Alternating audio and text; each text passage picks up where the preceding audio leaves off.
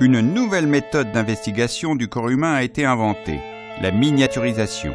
Grâce à elle, l'équipe de savants réunis autour du capitaine Nemo a déjà pu sauver une jeune femme. Ils entament aujourd'hui une nouvelle plongée. Que vont-ils bien pouvoir découvrir ?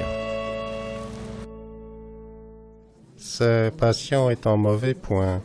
A-t-il perdu connaissance depuis longtemps ? Non, quelques minutes. Il se plaignait de violents maux de tête et nous craignons une méningite. Une méningite ? Diable, c'est sérieux en effet. Avez-vous fait des examens ? La Nautilus est en train de les faire. Nous aurons les résultats dans quelques instants. Il s'agit d'une méningite bactérienne, la plus grave. Vous voyez ces grains bleus ? Oui ? Ce sont des méningocoques. Ces bactéries sont très virulentes. Elles peuvent rester des années dans la gorge ou les cavités nasales des humains sans se faire remarquer. Mais d'autres bactéries peuvent aussi provoquer des méningites. Mais comment et pourquoi provoque-t-elle la méningite ? Elle se déplace ? Elles passent dans le sang. La recherche a identifié le moyen par lequel la bactérie change de milieu. Les méningocoques portent à leur surface des sortes de poils qui vont leur permettre de s'accrocher au tissu et de s'agglomérer entre elles. Ces poils vont s'infiltrer à l'intérieur des tissus et ouvrir de microscopiques failles. Certaines bactéries vont alors se détacher des autres et emprunter ces failles pour aller coloniser le milieu sanguin.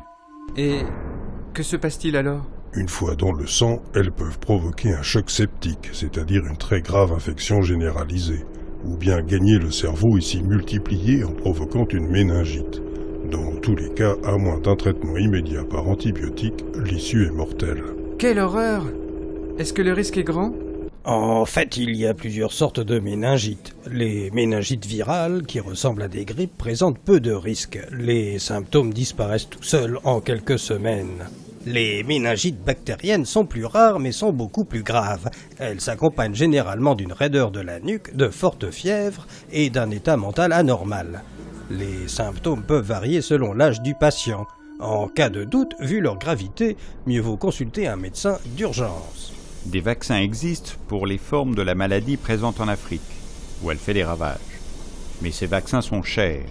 En Europe, un vaccin contre le sérogroupe B, le plus répandu, est maintenant très avancé, avec des tests à grande échelle. Après infection, seuls les antibiotiques sont efficaces, à condition qu'ils soient administrés à temps.